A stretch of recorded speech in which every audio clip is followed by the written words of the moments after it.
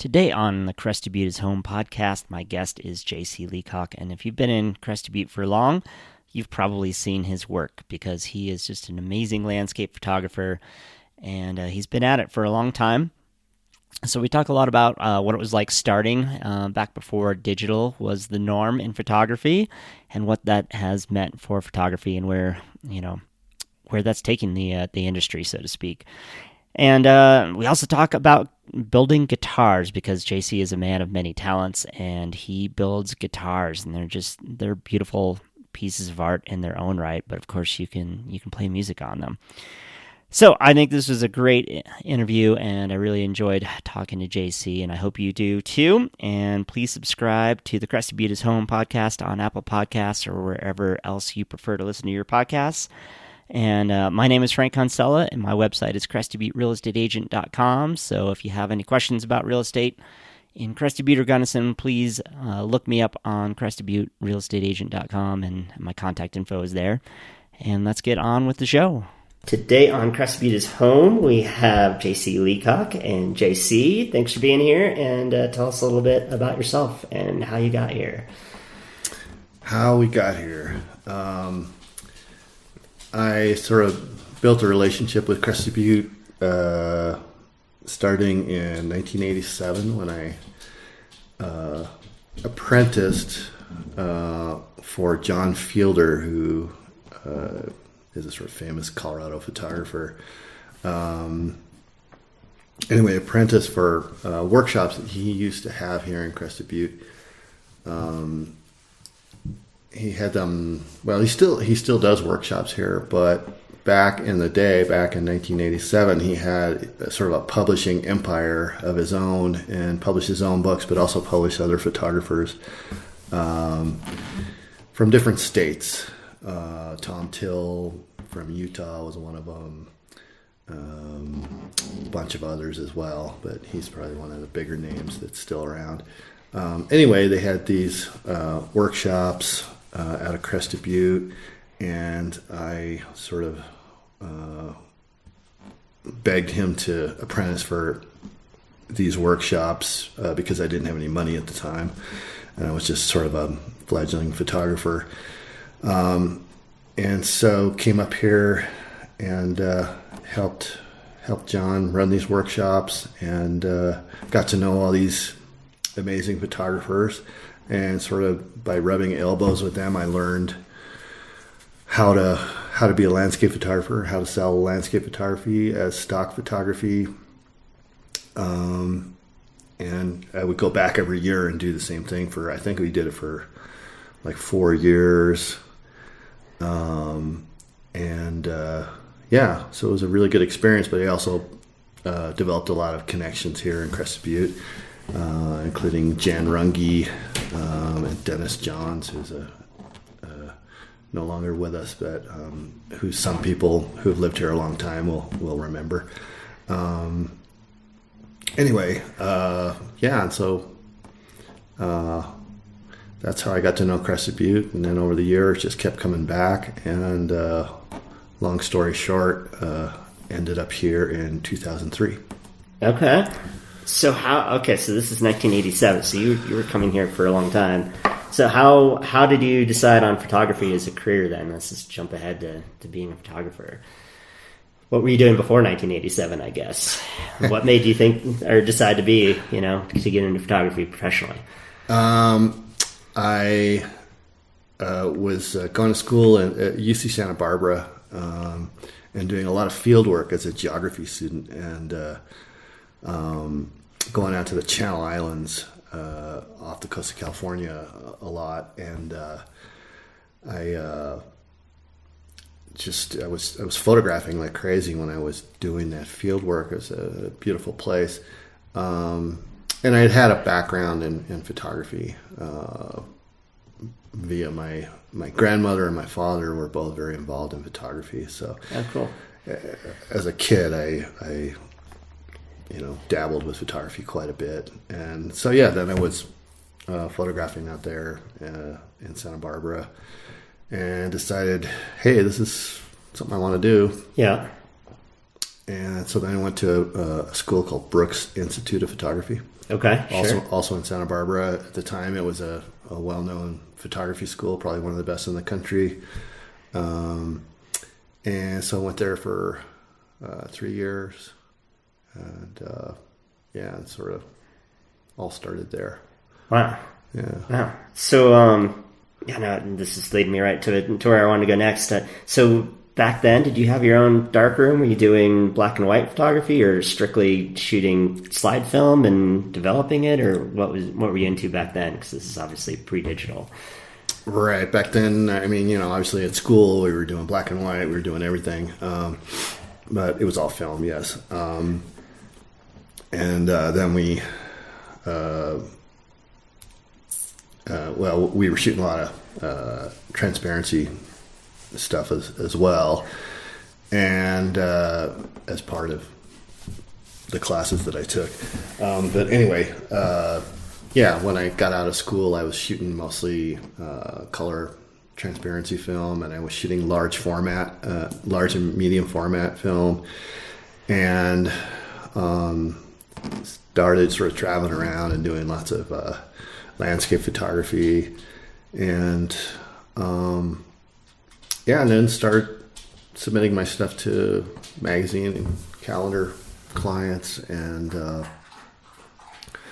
started selling my work.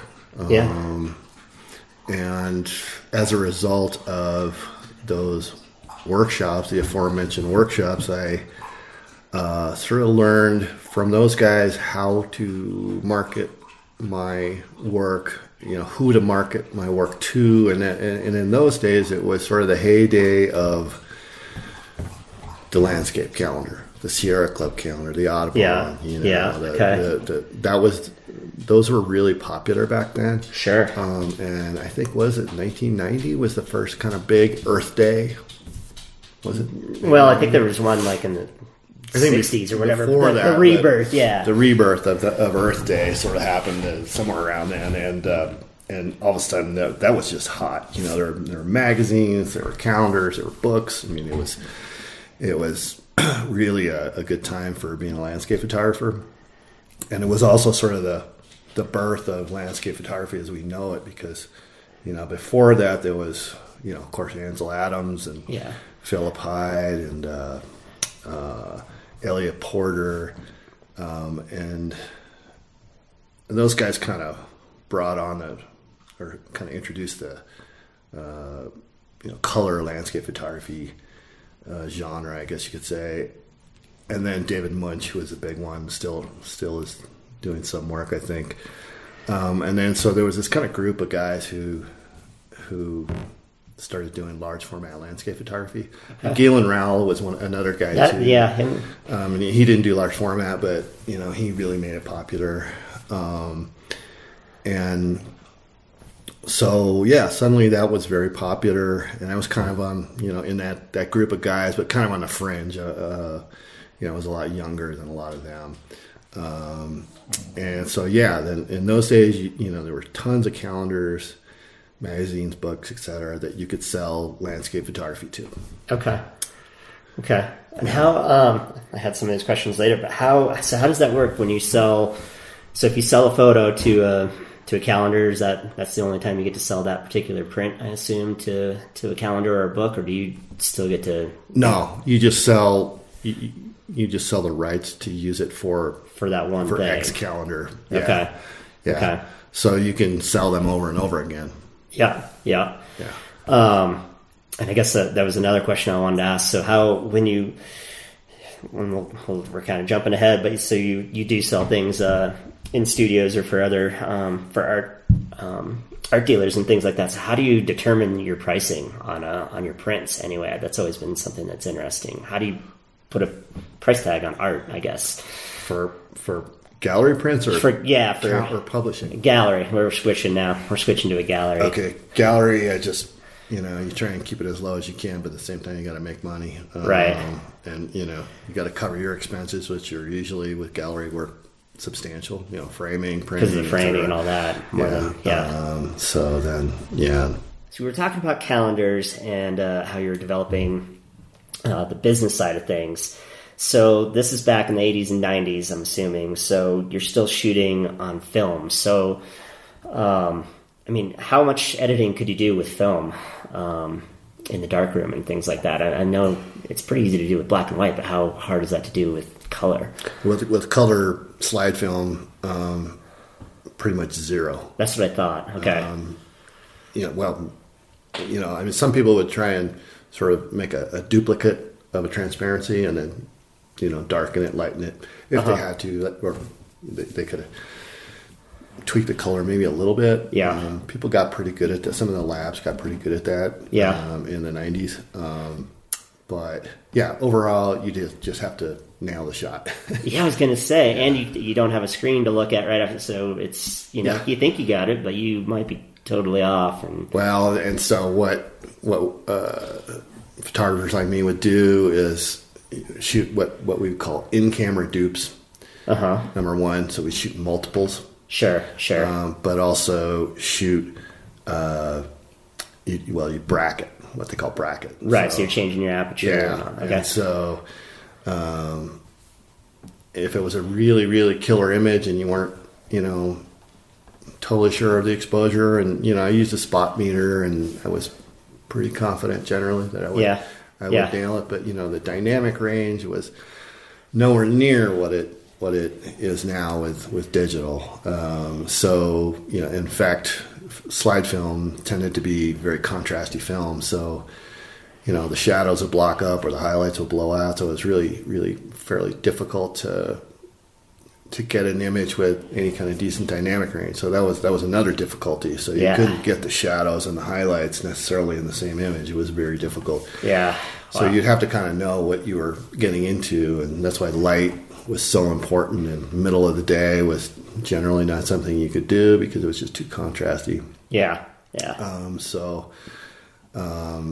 that made it really difficult. So sometimes if it was a really nice scene, you'd shoot not only in-camera dupes, but you'd shoot in-camera brackets, in-camera dupe brackets.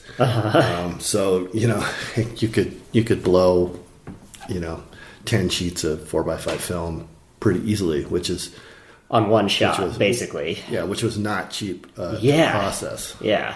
So it was about $1 a pop back in those days, or more. Actually, it was more than that. Photo trips became fairly expensive sometimes. Yeah, I bet. So were you then someone who got interested in digital pretty quickly when it started, or were you like, that's just silly, I'm never doing that, I'm filming until I die? Well, since I was a 4x5 shooter for a long time, and then I went to medium format. I had a Pentax 6x7 that I shot with towards the end of my film days. But I was hesitant because it took a while before it got to a point where it would look decent for a calendar. Yeah. And plus, the editors who were editing the calendars and the magazines, they hadn't sort of transitioned over to digital either. Yeah. So, it took a while for everybody to sort of figure that out. Yeah. So I was waiting on that as well. And then when I finally did get a digital camera, I started having fun with it. Yeah, for sure. But I was shooting film as well at the same time. For for a couple of years, you were shooting both, or a year or two. Yeah. And then went over to digital, and digital even then was. This wasn't that long ago. This was only like 2005. Right. Yeah. Really. But it was still not great, and dynamic range was nowhere near what it is now. Now it's. I'm not going to say easy, but you can really, in post-processing, you can really do so much. Yeah. If there's a shadow in the foreground that's blocked out, you can open it up. Yeah. All the detail with no noise. Yeah. You can knock the highlights down to a certain degree. Of course, you can tweak the colors. It's ridiculous what you can do now with digital. Do you feel like that's cheating at all when people do a ton of the post-production work, or who cares? I think everyone can get a little out of control, and you always have to sort of check yourself because it's so easy it's so easy to get carried away with the color, etc. And nowadays, I think that it's so sophisticated with some of the top photographers. They are so good at post-processing that you have to question the reality of the situation. They're getting to some killer places all over the world now. And no doubt some killer scenes. They're starting out with something really good. Right. But they're swapping out skies. Yeah. They're realigning Milky Ways. Yeah. It's going to be interesting to see where it goes, because I don't know how much further you can push the manipulation. Right. Yeah. So right. It's an interesting time. Well, I mean, at the end of the day, I guess it's art, and art doesn't have to be real, right? I mean, painters can do whatever they want, so I guess a photographer can take reality and then make it something else if they want to. I guess so. That's a whole... I mean, I don't know. I'm just throwing it out there. That's a big discussion right there. We won't go there. That'll be the rest of the show. I mean, do you think that is digital good or bad? Because I feel like, it's got to make it a lot easier in some ways for someone to get started on digital. Like you said, the costs have gone way down. If you have a good computer and a good digital camera, you can go with it. But it's got to be harder to set yourself apart when it's... Mm-hmm. What are your thoughts on that? No, I totally agree. I mean, it's hard to set yourself apart. There's just literally thousands of photographers out there. There's hundreds of landscape photographers who are just top notch. I mean, it's the sort of talent right now in the landscape photography world is sort of through the roof. And yeah, setting yourself apart, I think, is very difficult, because you see a lot of sameness out there. You see a lot of the same locations, and now it's global. It used to be, it would just be kind of U.S. locations. Yeah. And now it's like, Norway and the Dolomites and Italy, Iceland is photographed like crazy. There's new ones cropping up all the time, new locations. Death Valley's really hot right now, It's almost like a herd mentality. Like someone sees some good shots coming out of one place, and then they want to make their own. And also, it's all driven by workshops. Because that's how photographers nowadays make money. They're not selling their prints necessarily. I mean, some of them are. Don't get me wrong, but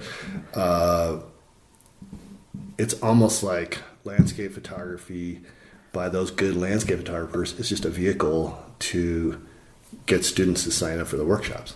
That's interesting. Because, I mean, when you look at they're so prolific. There's so many images out there that, they're not going to make a lot of money from prints. In fact, if any.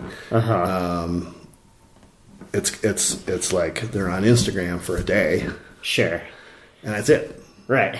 And there's so many great images, and they're fantastic images, but it's like this whole different world now where really workshops is the moneymaker for landscape photographers.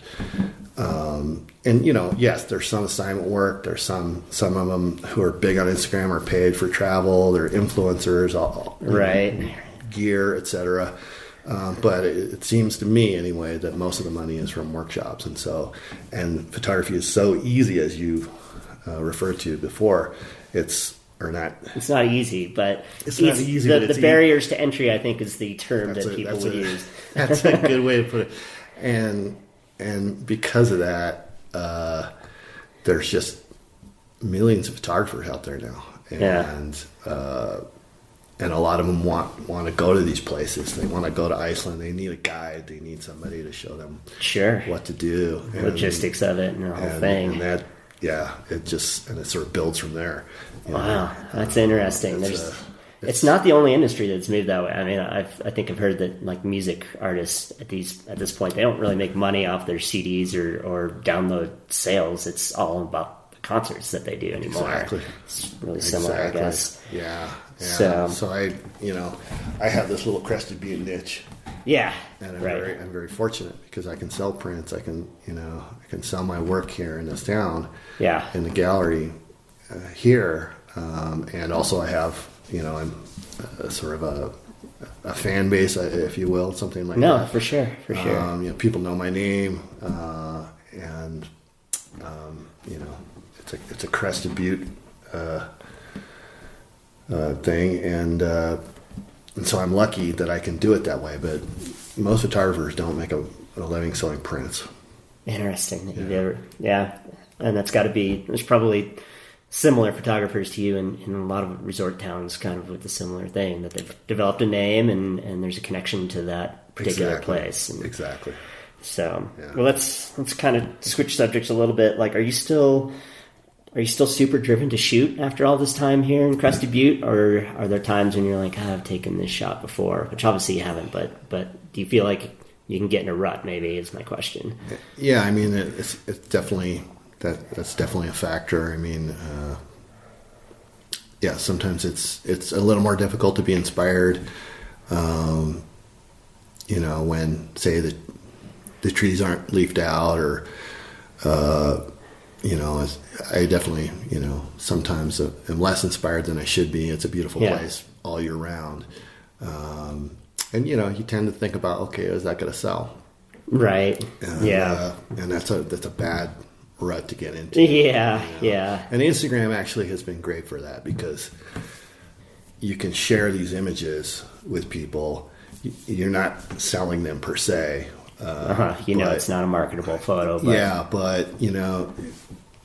it's not going to just sit on your hard drive. Yeah. You can share it with people, and that's great. And so that's gotten me out more in the sort of off season, and it's been a really, really good thing for that. So nice. What are some of your favorite places to shoot locally? Or are you protective of that? Is that like talking about your favorite hunting spot or something? It's funny, here we are in Washington Gulch talking about this, and this is my home in Washington Gulch, and there's a lot of images from this small area. Yeah. So I would say this is one of my favorite places to shoot. Nice. Yeah, in a lot of ways. I mean, not just grand landscapes, but the aspens here are beautiful.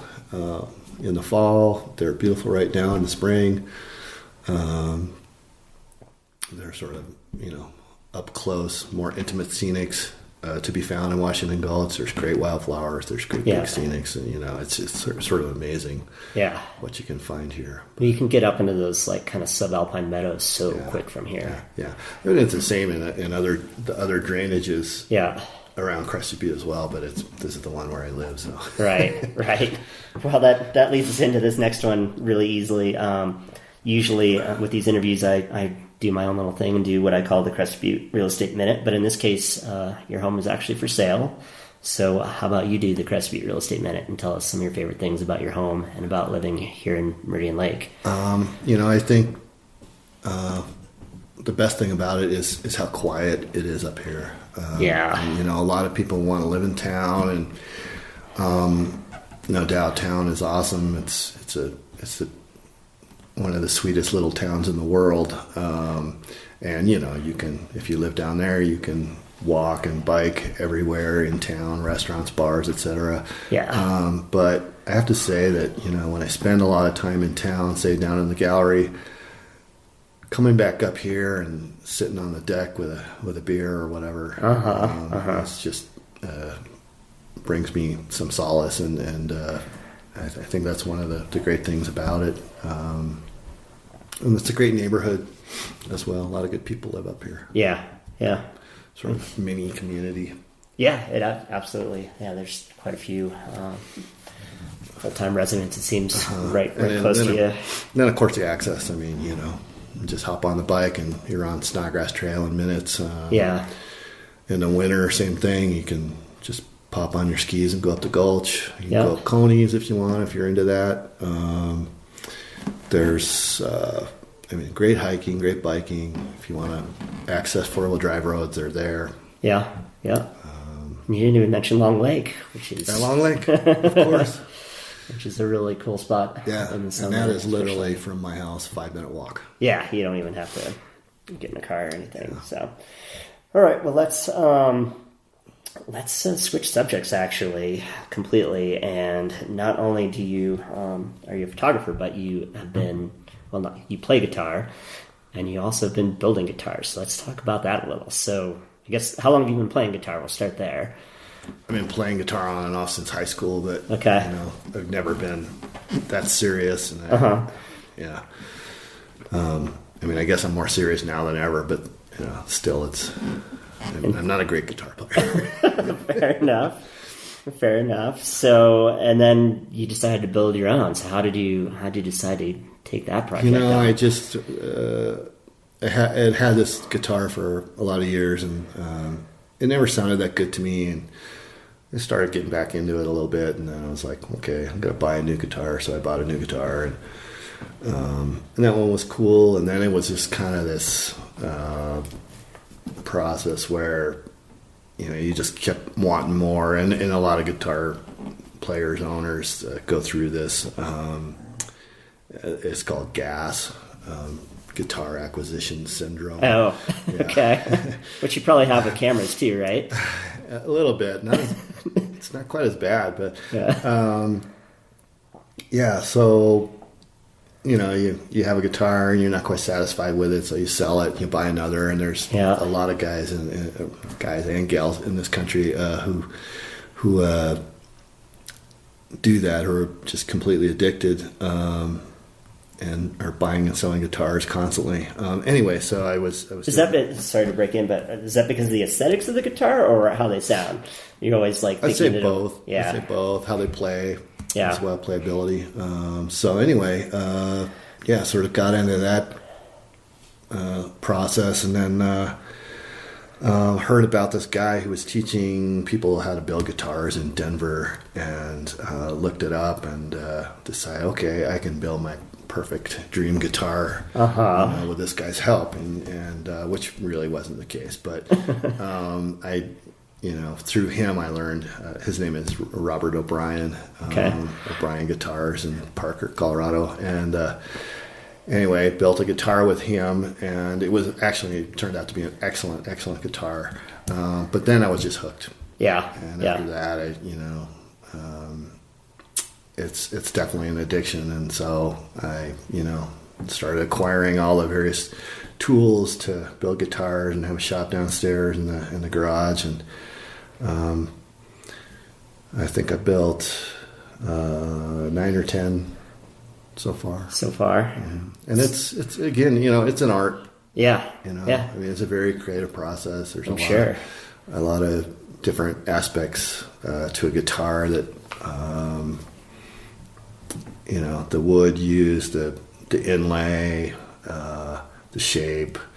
There's so many parts of the guitar that are sort of artistic decisions, I guess you could say. Yeah.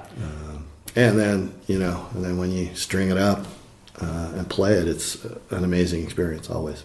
Yeah, I bet. So as you're building it, are you making choices that you think are going to affect the sound the way that you want it to? I'm assuming the different woods obviously must have this different feel. A lot of people say, that everything affects tone.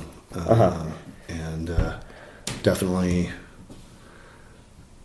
I would agree with that. I mean, sometimes it's mysterious exactly how everything affects tone. I mean, some things are more obvious than others. The type of woods is the main thing. Yeah. There are other smaller things that affect tone. But it's always fascinating to see how it turns out in the end, But it's also not just materials, but also how you, the thickness of the wood and how you brace the back and the top, and a lot of factors. But so that first, I mean, you kind of got to it, but that first minute when you string it up, that's got to be kind of crazy to hit your first note compared to one that you just brought home from a store. I guess exactly. Yeah, you never know. It's always fascinating. Yeah. Wow. Fascinating. Do you ever have you sold any of those? I mean, you've made that many, or do you keep them all? I've sold one. I've done a couple trades. Trades for what do you trade for? Artwork. Nice. So hopefully in the future, build some more and sell them. But it's just kind of a labor of love right now. And do you have more fun building them or playing them at this point, or is it equal? I think it's kind of equal. Yeah, it's kind of equal, especially when you get you build one that's really nice. And, yeah, I mean the last couple that I built have definitely been really, really fun to play. Yeah. Yeah. Are there similarities, do you think, between your photography and building your guitars? I mean, I guess they're both a creative process. Yeah.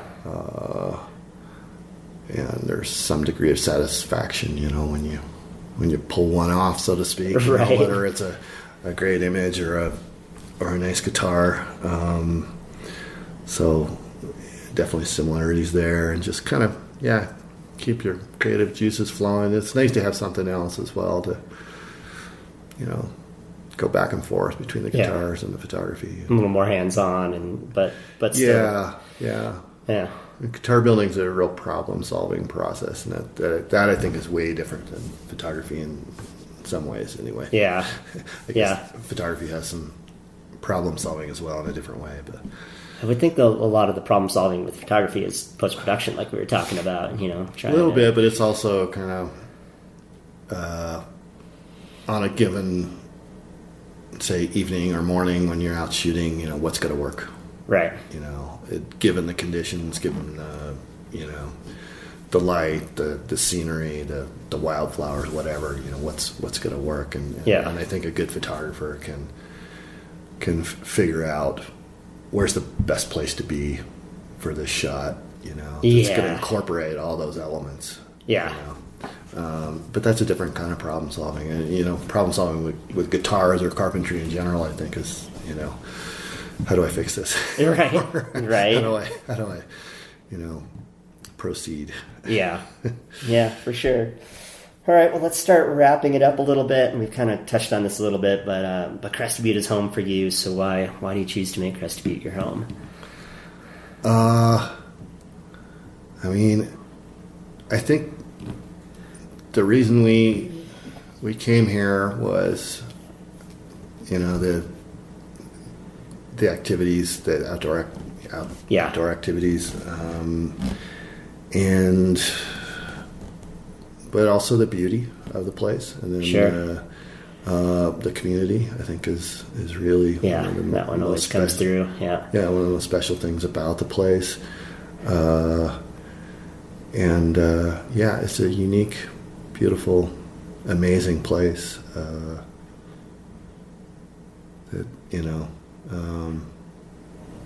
I mean, it's just an incredible place, and really glad to have this time here. Yeah, absolutely. So, where can people learn more about you, see your prints, and all that? jcleacock.com. Okay. That's the main place to go. That's the main website, yeah. Okay. Yeah. And your photos right now are? My photos are in Red Line Gallery, which is down on 4th and Elk. Okay. 5th and Elk, sorry. 429 Elk Avenue. Yes. Okay.